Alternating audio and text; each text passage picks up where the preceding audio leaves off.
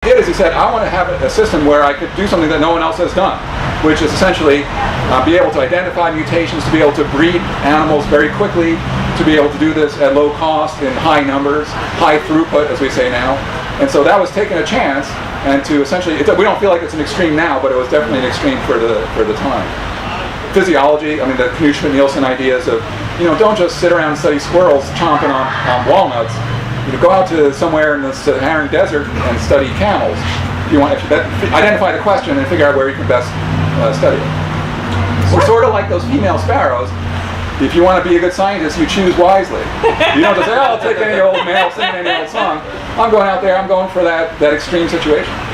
So I think it's really interesting that a lot of the scientists that we talk about, who we all kind of admire, like Professor Nielsen and Professor Eisner and some of these other scientists, we're all kind of fly by the seat of their pants, very low budget. It almost seems like poverty is kind of the mother of invention in a lot of ways. Yeah. And do you feel that now when we have computers and we have systems and we kind of have it a little bit easier, that maybe we are generating the novelty in science that we were back in kind of the breakneck, roughing it out kind of days? Well, I think it's related to this. I think that there's so much technology out there that we get channeled into it. And so you arrive in it used to be you arrive in a lab and you were given a blank desk and a pencil. And now you arrive in a lab and, you got to learn this gene extraction technique and this hormone assay and all this stuff. And basically after 3 or 4 years of getting up to speed, then you have forgotten potentially what the questions are, unless you fight against it. You got to constantly fight against the technology to make sure you define the question and then take advantage of the technology and then only use what you need. I mean, those of people in my lab know that I'm kind of a neo-Luddite, meaning that I'm very averse to new technology.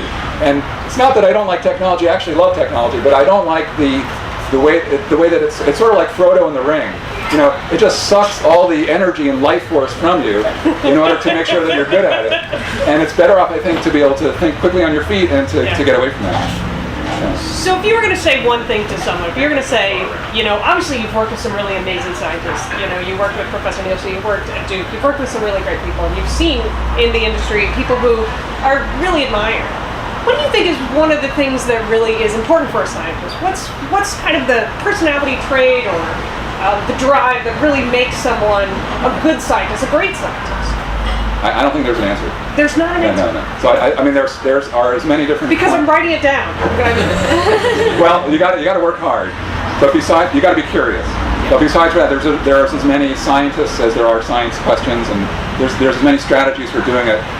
I think so. So people shouldn't give up hope. They shouldn't give up hope. I think maybe people who do well are people who figured out their strengths, and so they've been able to reflect and say, here's what I'm good at, and here's what I'm interested in, and here's how I'm going to attack that problem. And there are as many strategies to do that as there are people. Which seems like a really great thing to be doing in graduate school. Yes. Oh, yeah. Yes. Does anyone else have any questions for Dr. Bowles? Did you ever take the steroidally enhanced sparrow song and play it back to any females? Did they think it was sexy or did they think it was weird? You want to answer it? A graduate student of his does. We're still figuring that out. Some birds like the fast, some females like the fast trills better. Some females like the normal trills better. But they don't like slower ones as well. So we do know that. And we also know that of the variety in nature, the faster ones are more preferred by females. This was work done by another graduate student. Naturally occurring high performance power trills are more preferred.